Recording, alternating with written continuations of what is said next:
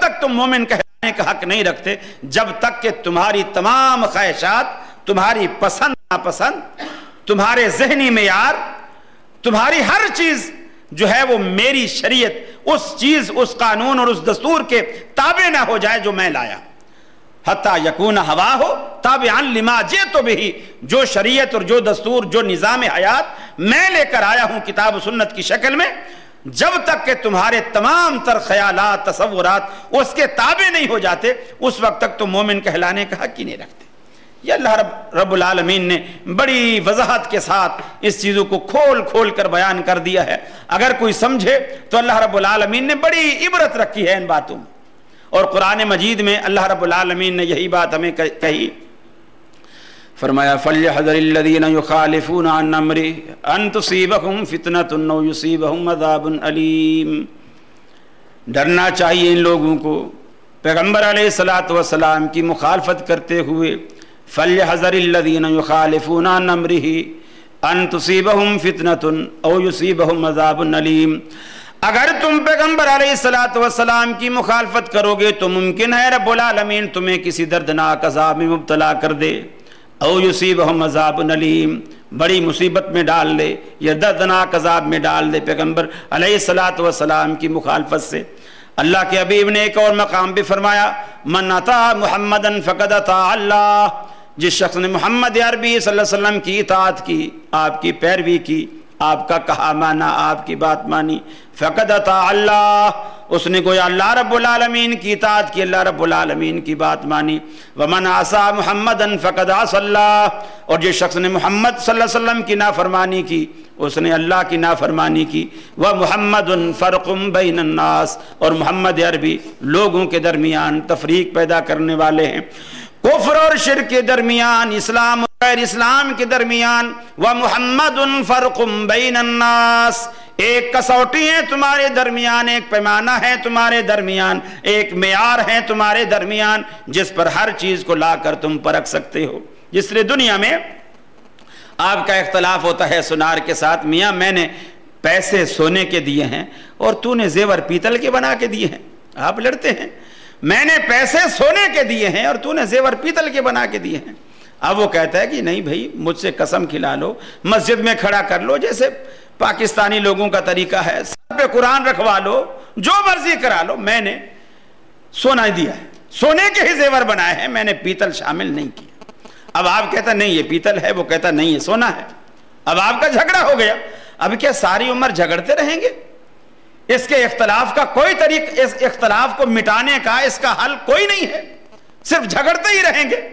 اب دوسری دکان سے، تیسری دکان سے، مارکیٹ میں سے 10 سنارے اٹھ کے آ گئے. بھئی کیا بات ہے، 1 گھنٹہ ہو گیا تو میں ہو رہی، کیا بات ہے، کیوں لڑ رہے ہو؟ کہ جی میں نے اس کو پورے پیسے دیے ہیں سونے کے اور اس نے زیور بنا کے دیے ہے سارا پیتل کا ہے. اب وہ کہہ رہا ہے نہیں جی میں نے بالکل سونا لگایا ہے، ایک رتی برابر بھی اس میں ملاوٹ نہیں. اب وہ کہیں گے میاں کیوں جھگڑتے تو معاملہ آسان ہے. ان کی یہاں کالے رنگ کا پتھر ہوتا ہے جس کو وہ کسوٹی بولتے ہیں، ذرا سا اس پر گھسائیں گے، اس پہ سونے کا رنگ آئے گا، 1 قطرہ تیزاب کا ڈالیں گے، اگر تو وہ رنگ اڑ گیا، پیتل ہے، تانبا ہے، سلور ہے، جو مرضی اسے کہہ لو، اور اگر تیزاب کا قطرہ پڑنے کے بعد بھی ویسے کا ویسا ہے، یا بغیر تیزاب ڈالے بھی ان کو پہچان ہوتی ہے، آپ اس پہ اس کو رگڑتے ہیں، رگڑنے سے ان کے رنگت سے، چمک سے پتہ چل جاتا ہے.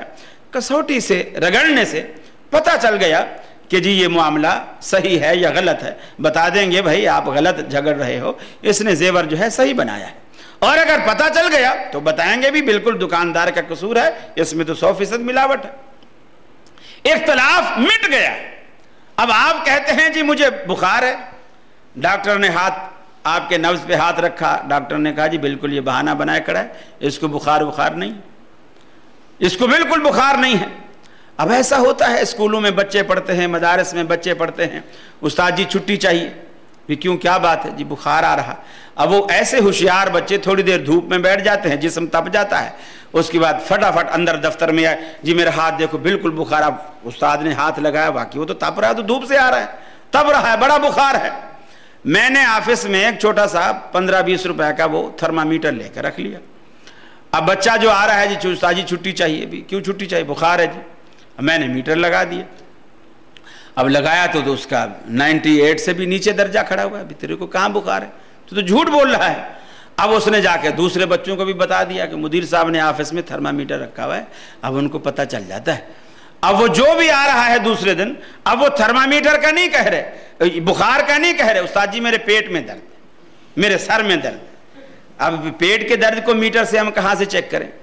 اختلاف مٹانے کا ایک حل ہے. مریض اور ڈاکٹر کے درمیان اختلاف ہوا, آپ نے تھرمامیٹر کو استعمال کیا, اختلاف ختم. مریض سچا ہے یا ڈاکٹر سچا ہے, اختلاف ختم. آپ نے کہا میں نے 6 میٹر کپڑے کے پیسے دیے ہیں, دکاندار نے کہا میں نے بھی 6 ہی میٹر کپڑا دیا ہے. آپ کہتے ہیں نہیں یہ 5.5 میٹر ہے. اب ساری عمر آپ لڑتے رہیں گے؟ نہیں. اس کا ایک طریقہ ہے کہ آپ نے وہ 1 میٹر کی جو دکانداروں کے ہاں گزی لوہے کی معروف ہوتی ہے, آپ نے کپڑے کو اس کے ساتھ ماپا, جب 6 دفعہ اس کے برابر پورا آ گیا تو اس کے معنی یہ ہے دکاندار سچا ہے, آپ کو غلطی لگی ہے. ہاں اگر 5 دفعہ پورا آیا اور 6ٹھی دفعہ اس کے آدھے تک آیا تو پھر آپ سچے ہیں اور دکاندار جھوٹا ہے. تو ہر چیز کے حل کے لیے اللہ رب العالمین نے کوئی نہ کوئی پیمانہ رکھا. تو کیا دین جس پر ہماری دنیا ہماری آخرت کا دار و مدار ہے, اس کے لیے اللہ نے کوئی پیمانہ نہیں رکھا کہ ہم ساری عمر اختلافات کی دلدل میں لڑتے رہیں, جھگڑتے رہیں اور دنیا کو یہ باور کرائیں کہ اختلاف امتی رحمتن, کہ رسول اللہ صلی اللہ علیہ وسلم نے فرمایا ہے میری امت کا اختلاف رحمت ہے. اگر اختلاف رحمت ہے تو پھر اتحاد اور اتفاق کو کیا نام دیں گے؟ اگر اختلاف کو رحمت کہیں گے تو اتحاد و اتفاق کو کیا نام دیں گے؟ اس کا بھی اللہ رب العالمین نے ایک پیمانہ رکھا ہے. وہ کیا ہے؟ وَمُحَمَّدٌ فَرْقٌ بَيْنَ النَّاسِ لَقَدْ كَانَ لَكُمْ فِي رَسُولِ اللَّهِ أُسْوَةٌ حَسَنَةٌ مَا آتَاكُمُ الرَّسُولُ فَخُذُوهُ وَمَا نَهَاكُمْ عَنْهُ فَانْتَهُوا. ایک بات, صحابہ کرام کو یہ باتیں اتنی رچی بسی ہوئی تھی. حضرت عبداللہ بن مسعود رضی اللہ تعالیٰ عنہ نے درس دیا اور درس میں آپ نے کہہ دیا کہ اللہ رب العالمین نے ان عورتوں پر لعنت کی ہے, یہ بات کتاب اللہ میں موجود ہے, ان عورتوں پر لعنت کی ہے جو اپنے چہرے کے بال نوچتی ہیں, جسم گدواتی ہیں, بھویں وغیرہ یہ نچواتی ہیں. ایک خاتون نے کھڑے ہو کر کہا اے عبداللہ تو نے یہ بات کتاب اللہ کی طرف منسوب کی ہے, میں نے کتاب اللہ کو پڑھا ہے اور کئی بار پڑھا ہے, یہ بات کتاب اللہ میں موجود نہیں ہے. اور گویا اس کے کہنے کا مقصد یہ تھا کہ اے عبداللہ تو اللہ کی کتاب پر بہتان باندھ رہا ہے یہ کہہ کر کہ یہ کتاب اللہ میں موجود ہے, یہ مسئلہ قرآن مجید میں موجود نہیں ہے. حضرت عبداللہ بن مسعود نے کہا دوبارہ جا کر پڑھ, یہ مسئلہ کتاب اللہ میں موجود ہے. اس نے کہا میں اتنی دفعہ پڑھ چکی ہوں, یہ مسئلہ قرآن مجید میں نہیں ہے. عبداللہ بن مسعود رضی اللہ تعالیٰ عنہ نے دیکھو صحابہ کرام قرآن مجید کو کیسے سمجھتے تھے. عبداللہ بن مسعود رضی اللہ تعالیٰ عنہ نے کہا کیا قرآن مجید میں یہ نہیں ہے ما آتاکم الرسول فخذوہ وما نہاکم عنہ فانتہوا, کہ جس چیز سے اللہ کا رسول روکے اس سے رکو اور جس چیز کو اللہ کا رسول کرنے کا حکم دے اسے لو, اس بات کو مانو, اپنی زندگی میں بساؤ. کہاں ہاں اللہ کے رسول نے ایسا, قرآن مجید میں اللہ نے ایسا کہا ہے. تو پھر جب اللہ تبارک و تعالیٰ کے رسول یہ کہہ رہے ہیں کہ جو عورت ایسا کرے وہ ملعون ہے, اس پر اللہ کی لعنت ہے, تو پھر جب اللہ کا رسول کہہ رہا ہے اور اللہ کا قرآن کہہ رہا ہے جو رسول کہے اسے مانو, تو یہ بات کتاب اللہ میں آ گئی.